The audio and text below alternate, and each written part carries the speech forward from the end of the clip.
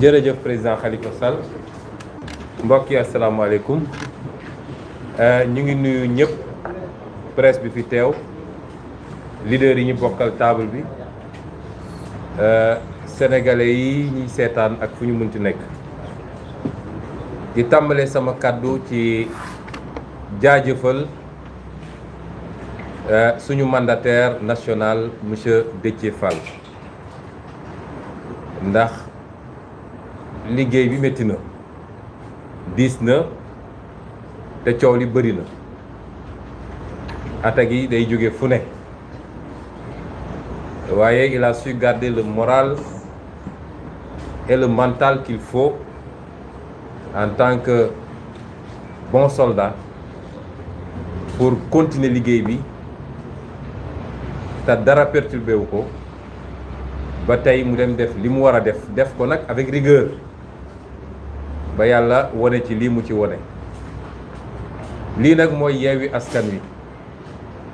ku yaakaar ni mën nga atteindre Yewwi Askan Wi ci ay attaque ay complot ay manœuvre yoo xam ne day jóge fu ne nag ba foo ko foogewul defe naa da ngay nax sa bopp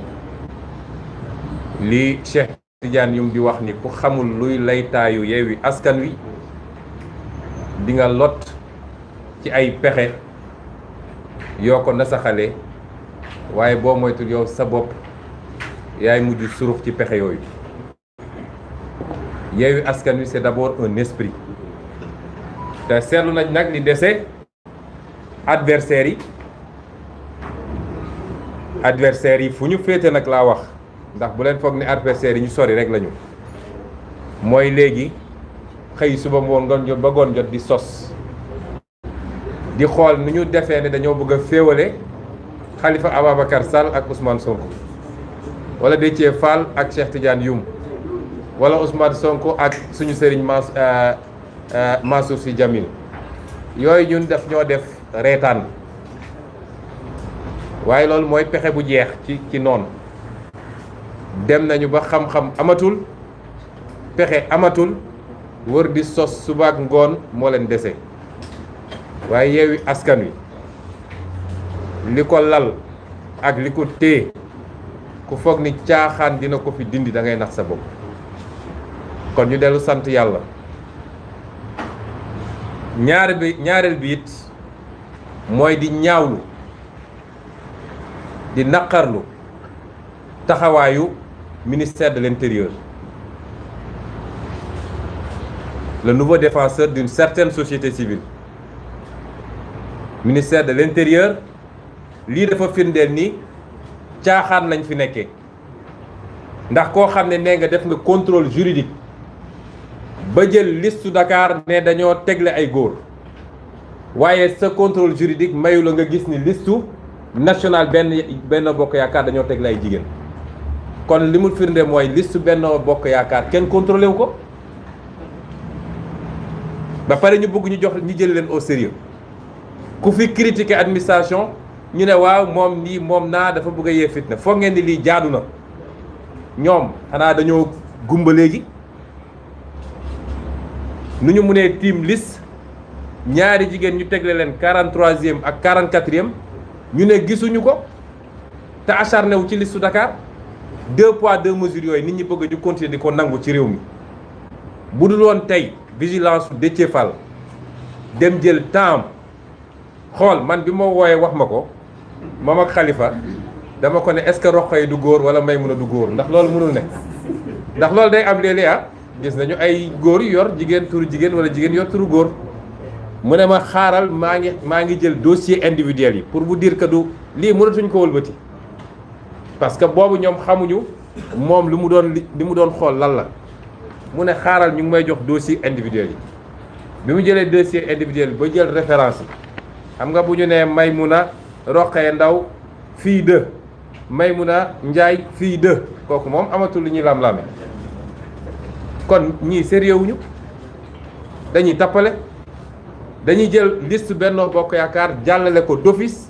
daal di acharné wu ci liste nag opposition bi di xool ban virgule moo manqué moo tax keroog wax naa ko administration bokk na ci ñett yi ma lim keroog ne suñu moytul ñooy taal réew mi parce que nit ñi mën nañu continuer di subir comme ça lu neex Macky Sall neex na leen amul loi amul règlement loolu du yoon. ñetteel bi nag mooy lii lan la firnde li mu firnde mooy Benno Bokk Yaakaar yaakaaram tas na mënul am liste nationale suñu tata Mimi borom xam-xam ju bëri ji ak tegal gu rafet gi waaye nag dafa natt yàlla dafa nattu élection bu mu jublu rek moom day xalangu ba mbëq suuf lay def tata Mimi doo campagne bàyyi ba beneen loolu la firnde te gisuma lu ko mën a sauver on accélère ak Mimi ngi ñëw ak dara mënu koo sauver beneen élection rek loolu moom dafay leer nañ ñi leen di layal lenn ci société civile bi nga xam ne dem nañ ci télé yi ne déedéet liste Dakar baaxul waaye liste Benno Bokk Yaakaar baax na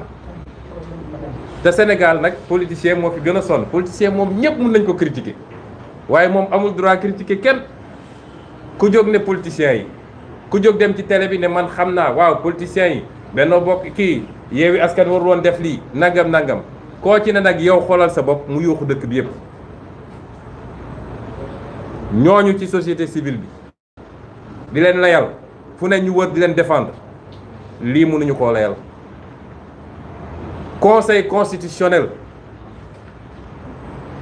éternellement incompétent bii paa rek di nga compétent ndax lii mënoo ko layal réew mi nag jàmm ci xaj nañu joxante cër parce que la loi c'est la loi te nag bu ñu jàpp ni ñaari cas yi méngoo nañu de parce que ñun dañoo dem pour corriger avant le contrôle loi may ñu ko ñoom nag lii après contrôle la mënatuñu ko bu essayé na sax ni di def parallélisme parce que njublang nañu njublang boo xam ne toujours nu ñuy def ba créer le doute ci bopp Sénégal yi la ñuy def ñaari bokkuñu loi dafa ne avant ñuy def contrôle bi lii mën na ne mais bu ñu defee contrôle ba ne validé nañu mënatoo dellu si di def rectification de cee nenam bi muy génn foofu ñi ngi gis seen mandataire bi di daw si xëftat di dugg si xam naa ñoo ko ne ko njaaxum am na de gars yi am na lu ñu gis Benno Bokk Yaakaar bii ci liste nationale la mënul am liste nationale 53 députés yi bàyyi ba beneen loolu na leer waaye nag ba léegi dàqul beneen bi de mooy parrainage dañ cee am benn bu ëpp loolu yoon da cee wax lu leer jarul sax ñuy wax jurisprudence constitutionnelle parce que la loi n'est même pas interprétable xam nga fu loi leer kenn du interpréter dañ ci am benn bu ëpp tata mi wax na ko nee na dañ leen bëggoon woon sax moo tax ñu yokk ci benn moom xam na ni su doon loolu dañ ciy yokk téeméer wala junni waaye duñ ci yokk benn daf leen rëcc looloy dëgg ji kon conseil constitutionnel liste nationale kenn waxatu ko l'ensemble des listes de Benno Bokk Yaakaar la ñu wax ils ont un parrain de plus ils ne peuvent pas compétir lii nag mooy dëgg ji kon dafa am loo xam ne nag yéene la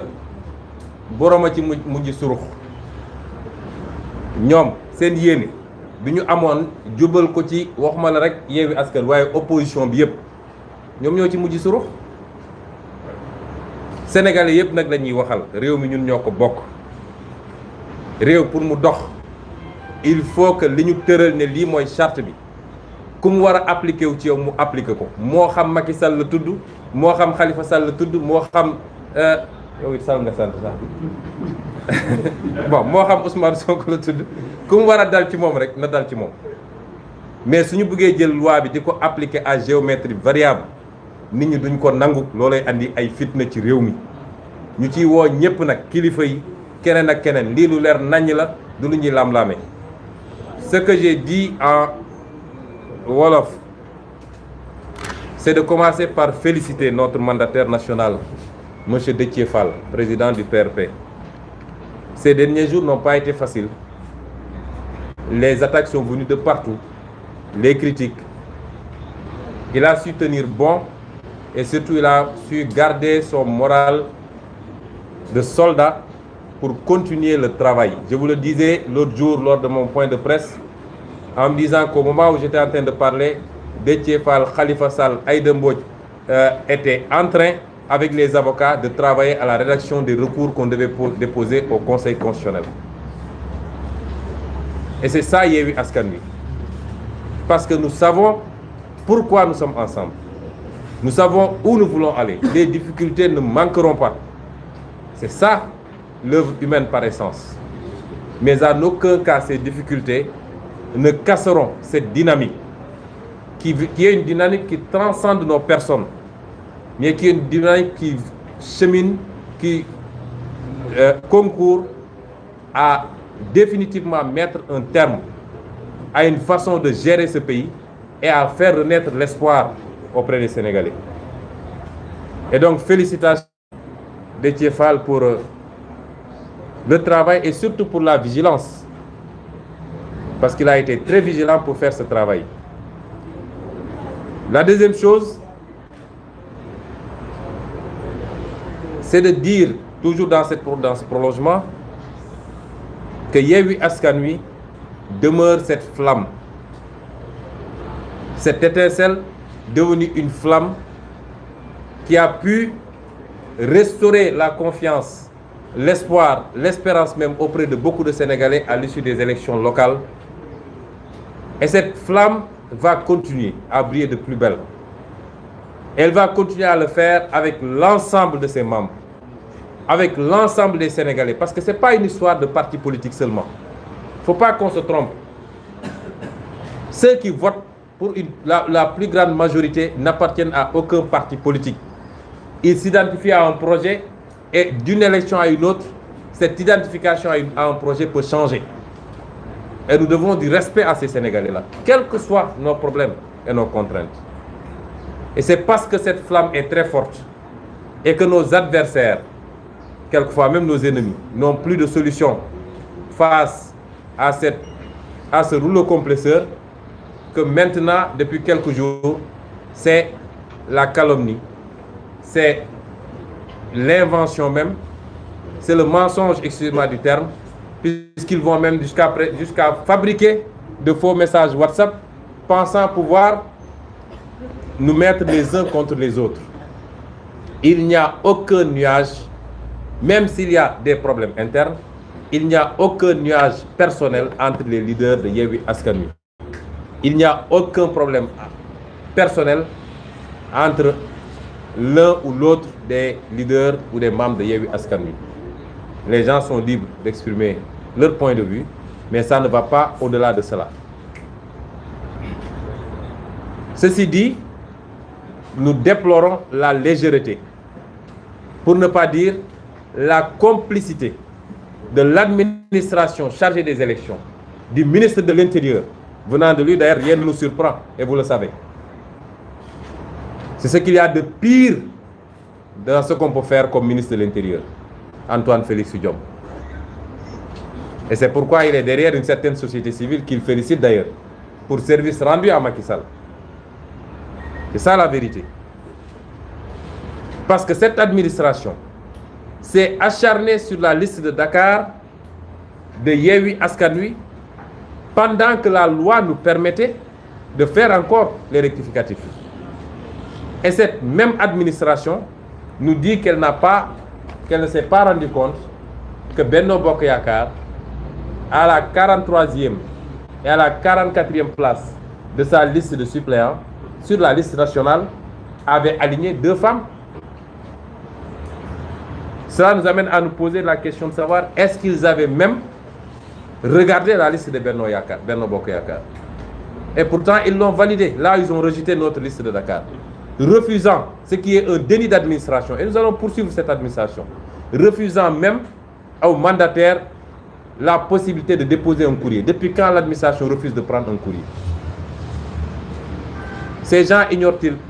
si fondamentalement les procédures administratives? Ce qu'ils ont accepté aujourd'hui. C'est-à-dire, là où ils devaient l'accepter plus facilement, ils l'ont refusé et aujourd'hui ils l'acceptent. Pourquoi cette administration continue à traiter l'opposition de cette manière? Et quand les gens se rebiffent, on dit qu'on veut créer des problèmes dans le pays. Je l'ai dit l'autre jour, parmi les 3 qui risquent de mettre le feu dans ce pays, cette administration en fait partie. Il faut qu'ils arrêtent. La loi, elle est là pour tout le monde. Il faut que dans l'application de cette loi, qu'ils fassent preuve, qu'ils fassent montre de la même rigueur et de la même célérité entre tous les compétiteurs. Ce qu'ils ne font pas pour le moment. Et enfin, dire que rien ni personne ne peut sauver cette liste de Benno Bokk Yakaar. Rien ni personne. Personne ni rien. Même Tata Mimi Touré, même les accélérations de Tata Mimi Touré, qui ont produit la catastrophe qu'on connaît en 2014, d'ailleurs, devant Khalifa Sall. C'est pourquoi Koutia disait on décélère ou on recule. Même ces accélérations ne pourront sauver Benno Bokk Yakaar. Benno Bokk Yakaar ne compétira pas sur la liste nationale. Mimi Touré ne battra pas campagne. Elle qui prétend tout connaître, au point de nous donner des leçons sur comment on va faire une liste. Elle, sur sa liste nationale qu'elle est supposée présider, elle ne fera pas campagne et elle a fait montre d'une incompétence que rien ne peut justifier. Et nous disons, ni une partie, je n'ai jamais généralisé, ni cette société civile, très encline à donner toujours raison au détriment de la loi à Benno Bokk Yakaar, ni le Conseil constitutionnel. Et je dis à ces 7 juges-là, je n'ai jamais accepté de les appeler sages. Et j'assume. Nous leur disons que le Sénégal ne leur appartient pas. Qu'ils sont là pour dire la loi, et la loi, elle peut être lue par tout le monde, particulièrement lorsqu'elle ne prête pas à interprétation. Il y a des dispositions, des normes qu'on n'interprète pas parce qu'elles sont limpides. Et celle-là en fait partie.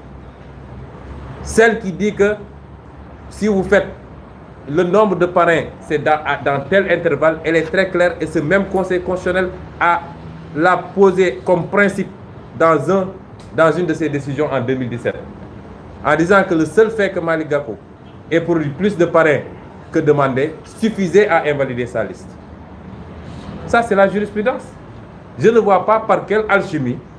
ces messieurs et dames viendront en 2022 nous dire que non, le fait que Benno ait déposé plus de parrains que permis leur permettra de valider la liste de Benno Bokk Yakaar. Voilà là où nous en sommes et nous demandons au peuple sénégalais d'abord, parce que nous croyons au peuple. C'est le peuple qui est seul souverain. Macky n'a pas hérité de ce pays.